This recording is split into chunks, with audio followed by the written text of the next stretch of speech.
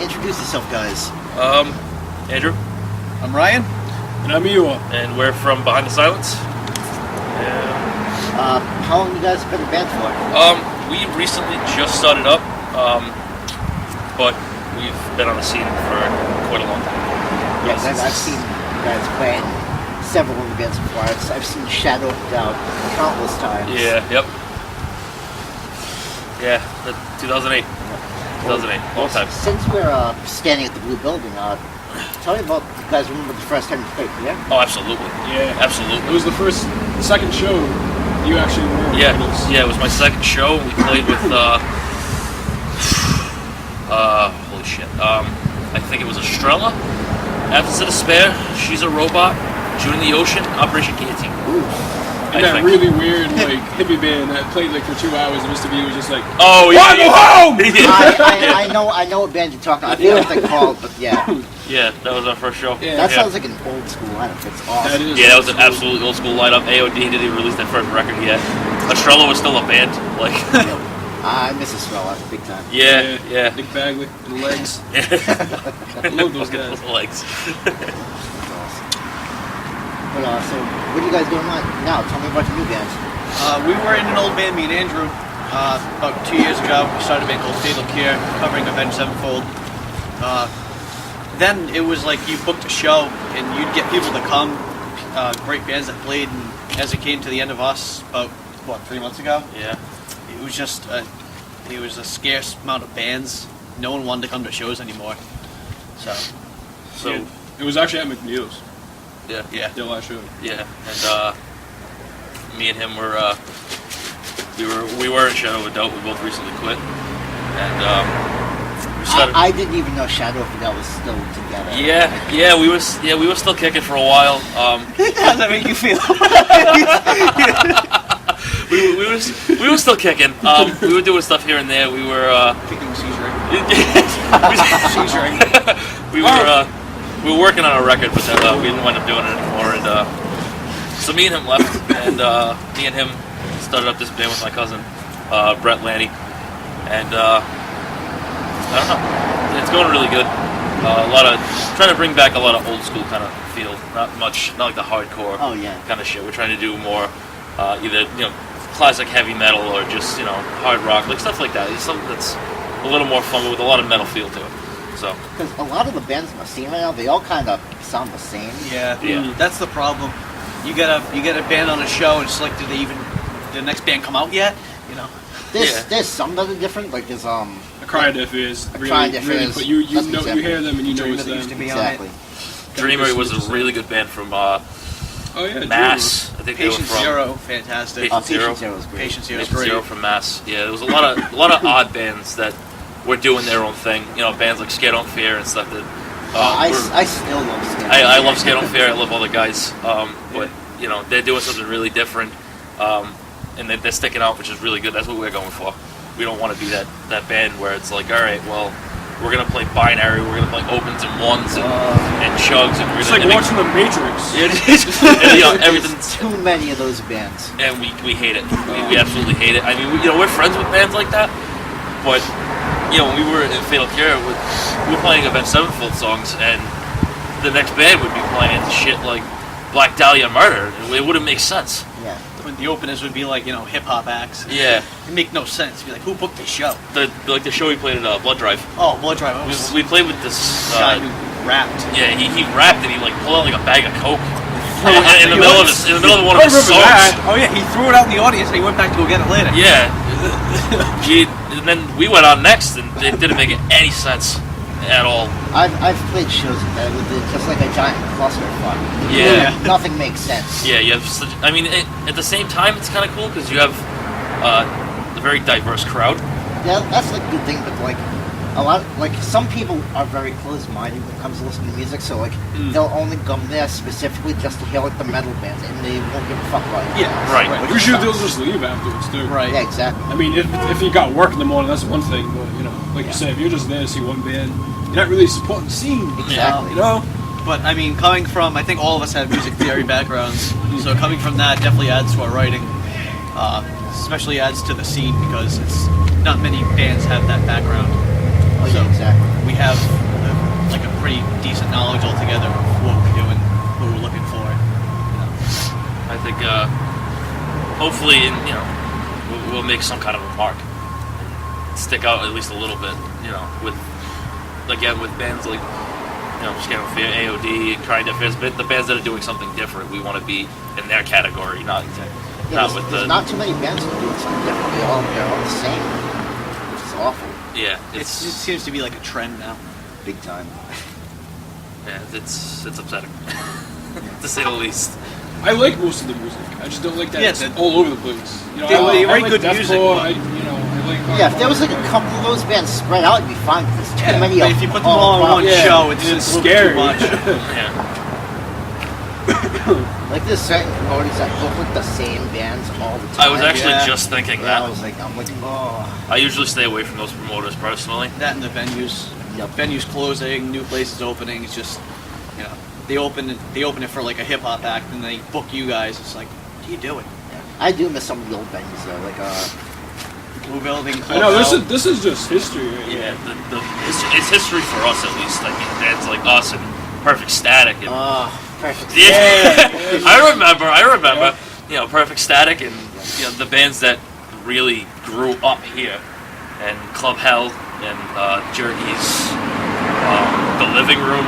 A lot of local bands were My lucky to first play two there. shows were Perfect Static. One here, the other one was the living room the week it closed. Estrella played at the Living Room. And AOD, that's the first time I heard AOD. And Lucky Bastards, man. Big Bits played the Living Room. Lucky Bastards. Yeah. I mean, we still got some cool places. We have Loft 71, which is ex-PVD. The Spot is like the new fucking. It's like the Spot. Yeah, Around, the right? spot. The I spot. ironically. I haven't been there yet. How is it? The spot's really good. There's two stages. There's one small one and one big one. The big one's got a lot of like laser lights and Oh really? all this other kind of stuff. It's got a great sound system in there. And the smaller stage is like for this fucking dude. Seriously.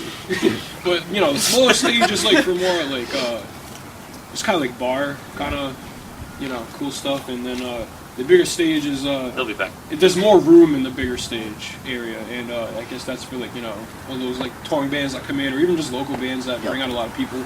And Yes, I know. like you said, there's a lot of lights, and It's really it's just fun. loud as fuck, and it's great. You just have a lot of fun on that stage. I know Frankie books it. He seems to love it. Yeah, it's a great place. We're friends with the sound guy over there, and he's phenomenal. He's absolutely he's a great sound guy, and he knows how to work lights. He does everything, and it's definitely an awesome feel to it. Absolutely. I mean, even the crowds get really interesting over there. We played one show over there with Shadow of a Doubt. During our first song, some kid broke his leg. Yeah, he came up to me, he's like, dude, your music is so good that I went in the pit and I got so fucked up and broke my leg. Yeah, he was sitting on one of the couches in the other room with just ice pack on his leg, and He was all wicked twisted and positive shit. about it. Yeah, He was like, dude, you guys are great. Look what I did. yeah, he had fun. So I mean, even the crowds there, it draws a good crowd at that venue, and it's a cool place. The one thing is, it sounds like getting better up. Oh yeah, The equipment just totally blows everything else out of the water. yeah. Oh yeah. Oh, The way that they have certain people setting things up. they mic up everything. Everything's so mic'd up. They it's got all even. big mixing boards. Everything just has a great sound now. Pretty sure they awesome. have subs. Yep. Yeah, Yep. they do, yeah. Yep. That's sick. Yeah, it's Yeah. Subs, really good over there. monitors. No one's losing their spot now.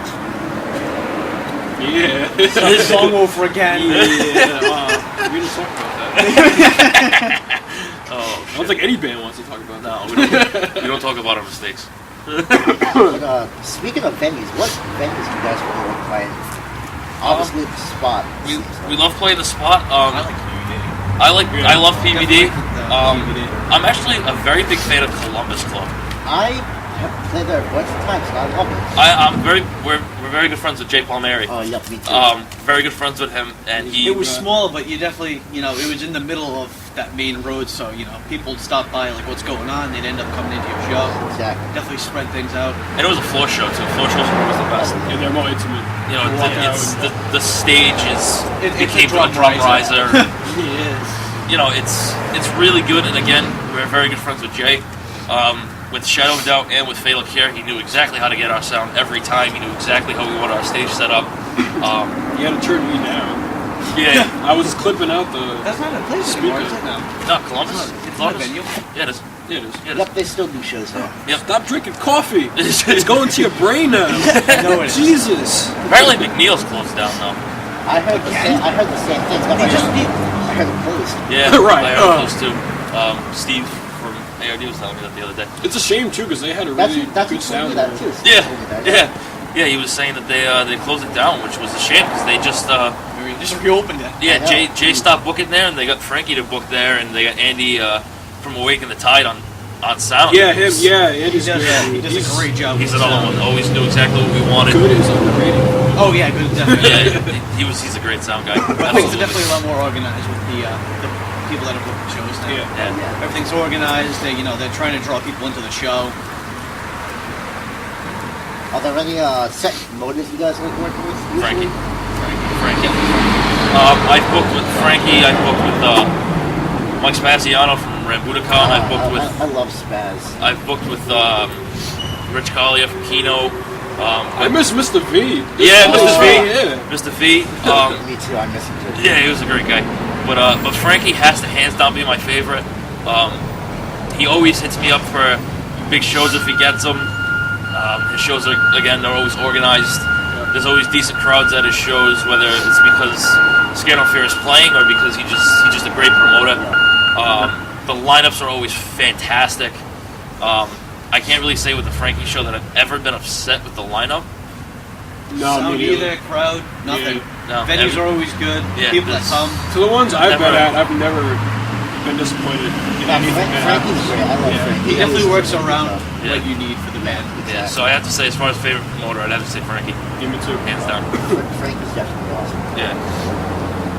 I mean, Rich used to hook us up too with Fatal Cure. We used to be like, all right, listen, we're kind of bored of playing the same songs.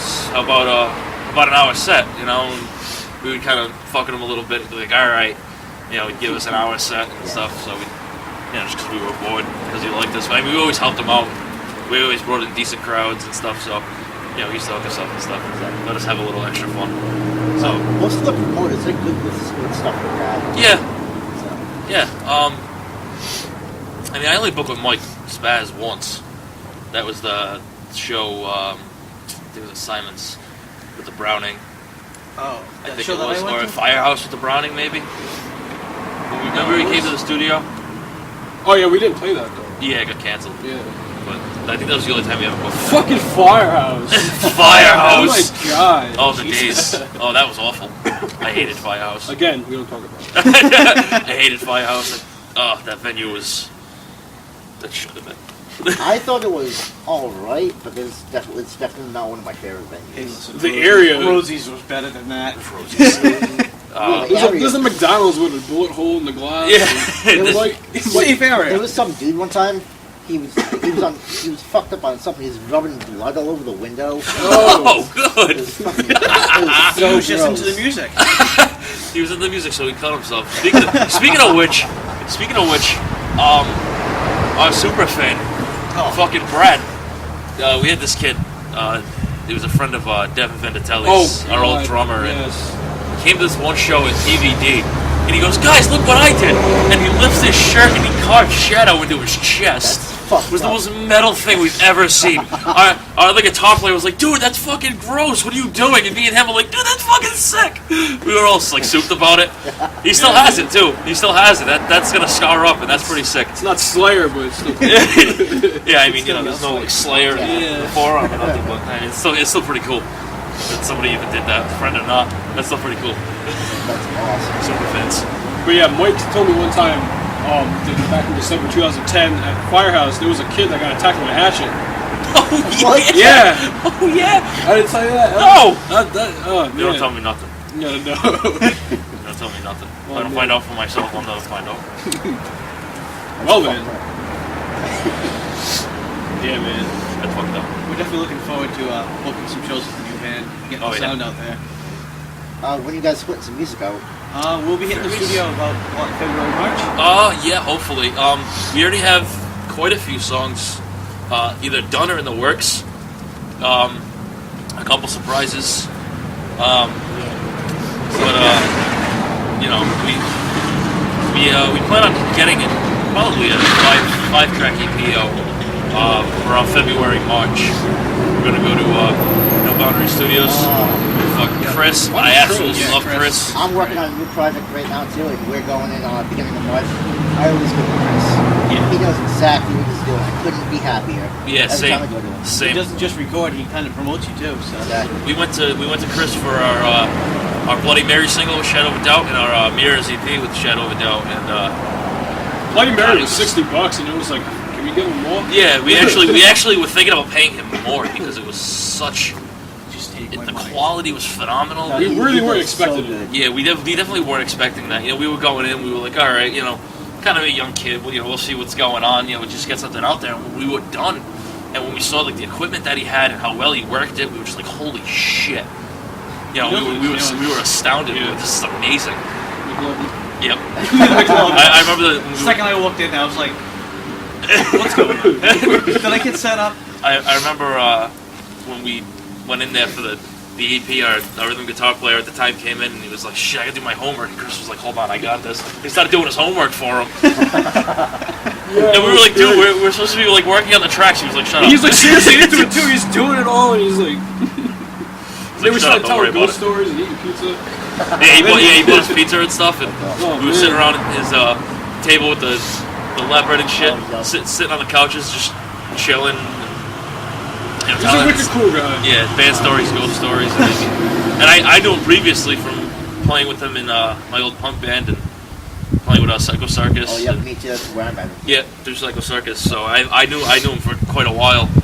So we were already friends off the bat, and I know a decent amount of recording, and so you know me and him worked really closely with Yeah. all the tracks, with the drum tracks and the guitar tracks, and you know his vocal tracks and stuff. So it was really interesting, and I won't go to anybody else but him.